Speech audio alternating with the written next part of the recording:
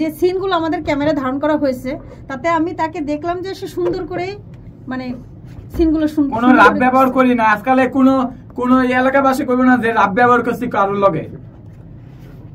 আর আপনি যদি খারাপ কথা বলেন আপনি সামনে আসেন। ভাই আপনার কাছে যেহেতু রূপা এখানে আছে আমি একটু জানতে চাইবো। হ্যাঁ সালে সিনটির সাথী রেসিনেন না আপনারা? আমি বলি সাথী বাদ হবে ভাই, আমি বলি আপনার এখানে ডিজে শাকিল কবে আসছে বা কিভাবে আসছে জানি না, কিন্তু ডিজে শাকিল আমি যতটুকু খবর নিয়েছি ডিজে শাকিল গান গেয়ে ভাইরাল হওয়ার জন্য তিনি অনেককেই টাকা দিয়ে তার ভিডিও ধারণ করেছে, কিন্তু তিনি ভাইরাল হয়নি। কৌশলে আপনার কাছে এসে লাইলার ছবি টবি লাগিয়ে তিনি অবশেষে তার তিনি পূরণ করেছে, সাকসেস হয়েছে, তিনি ভাইরাল হয়েছে। আমরা গানের মধ্যে যাই এই ব্যাপারটা বাদ দিই। এই যে জিনিসগুলো আপনি জানেন কিনা? আচ্ছা এই ব্যাপারটা বাদ দিই। বাদ দিব কেন? বাদ দিই। আচ্ছা আমি যেটা বলি কি যে আজ থেকে প্রায় 1 বছর হবে, 1 বছর আগে আমাকে ডিজে শাকিল ফোন করে, কিন্তু সে খুব বিনয়ের সাথে বলে যে মৌ ভাই আমি গানের প্রতি খুব আগ্রহী এবং আমি দেখেছি আপনি অনেক শিল্পীকে গান করিয়েছেন যারা অনেক ভাইরাল হয়েছে এবং গান গেয়ে নাম করেছে, তো আমি আপনার কাছে গান করতে চাই। এরপর একদিন এসে গান আমি একবার গাওয়ানোর পরে দেখি গান ভালো হচ্ছে না, তোমাকে প্র্যাকটিস করতে হবে।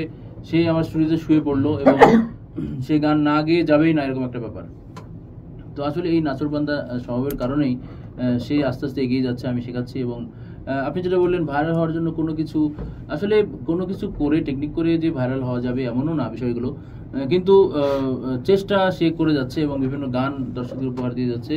তার মধ্যে বিভিন্ন গানের টপিক থাকে না, সেরকম হয়তো বিভিন্ন গানের টপিক, যেমন আমরা তো অনেক সময় অনেক গান এরকম দেখেছি যে অনেক নায়িকার নামে কিন্তু গান আছে, যেমন ডানা কাটা পরি নামে একটা পরিমণিকে নিয়ে গান আছে, বুবলি বুবলি বুবলি এরকম একটা গান আছে। তো আসলে ডিজে শাকিল যে কোনো একটা টপিক নিয়ে গান করেছে, তবে তার ভিতরে গানের প্রতি আগ্রহ এবং গান নিয়ে মানুষের সামনে থাকার একটা ইচ্ছা আছে, তো এই জন্য আমি মনে করি সে গান করে যাচ্ছে। আর রূপা ভালো অভিনয় করে, মডেলিং করে এবং আমার তো সুপার লাগছে, কিন্তু অভিনয়টা আমার তো সুপার লাগছে। এবং রূপাকে আমি আমার আরেকজন ছাত্রী মনে করি, আমার এখানে সে নিয়মিত অভিনয় করছে। এই গানটা ছাড়াও সে বেশ কিছু গানে নিয়মিত অভিনয় করছে। আচ্ছা আরেকটা কথা, আপনি যেখানে ইন্টারভিউ দেন আপনি কোনো ভুল কথা বলবেন না, যারা সত্যি ওটা বলবেন। এই যে আপনি 10 লাখ টাকা দিবেন এইসব বলার দরকার নেই। আমি বলতে চাইনি, যেমন সে আমাকে একটা প্রশ্ন করে বললো যে এই যে ললিপপ নিয়ে যে কথাটা বললো, এটা তো একটা মানে একটু বাড়তি বলা হয়ে গেছে না? এই ধরনের প্রশ্ন না করে প্রশ্ন করতেই পারে, এটা প্রশ্ন করবে কেন? প্রশ্ন করতেই পারে, কারণ আপনি একজন নায়িকা, আমি একজন নায়ক, অবশ্যই করতে পারে। কেন মিথ্যা প্রশ্ন কেন করবে? এটা দেখেন সে কি দেখছে শুটিং এর সময় তো সে ছিল না। উল্টাপাল্টা এলেরে তো বলছি, উল্টাপাল্টা কথা বললে আপনারা না অন্য কোনো কথা বলে, এত উল্টাপাল্টা কথা শুটিংটা করছি তখন সে ছিল, ভুয়া মিডিয়া হতে পারে, তাই না? তো সে দেখে না, তাহলে সে মিথ্যা কথাটা কেন? হ্যাঁ তো ভুয়া মিডিয়া হচ্ছে, উল্টাপাল্টা কথা দিয়ে বলে হ্যাঁ ভুয়া মিডিয়া। আমি বলি যে বলতেছে যে ডিজে শাকিল বারবার ভুয়া মিডিয়া। আমার কাছে যথেষ্ট পরিমাণ এভিডেন্স আছে, একজনকে তিনি টাকা দিয়ে তার ভিডিও ধারণ করে ভাইরাল করার জন্য তিনি তার কাছে অনেক ধরনের গান গেয়ে। আসেন আমার সামনে আসেন, এই প্রমাণটা দিয়ে যান, পরে আপনি বিচার করবেন। আসেন আপনি প্রমাণ নিয়ে আসেন। আপনি কাউকে টাকা দিয়ে এক কথা, আপনি কি প্রমাণ দিতে পারবেন? প্রমাণ আছে, আসেন আপনি এখন আসেন। আমি ওখানে যাবো না, আপনি বলেন। আপনার অবশ্যই আসতে হবে, কারণ আপনি মিথ্যা কথা বলতেছেন। আপনি যদি মিথ্যা কথা না বলেন আপনি সামনে আসেন, সামনে আসেন, সামনে আসে কথা বলেন। উনি যে প্রমাণগুলো দিচ্ছে উনি তো সামনে আসবে, যদি প্রমাণটা না হয় তো ওনার ফেসটা দেখবে, সেটা প্রমাণ করে বলো। প্রমাণ করবে, হ্যাঁ যদি সামনে আসে আমি প্রমাণ করে দিব। না আগে তুমি সামনে আসতে হবে, 100% আপনি সামনে আসতে হবে, না আপনি ভুয়া নিউজ করতে পারেন না। বলো আপনি কি কাউকে টাকা দেননি? প্রমাণ থাকলে সামনে আসে, প্রমাণ আছে, আসেন সামনে আসেন, প্রমাণ আছে। আপনি সামনে আসলে তো কোনো অসুবিধা নাই। আমি সামনে যাবো কেন?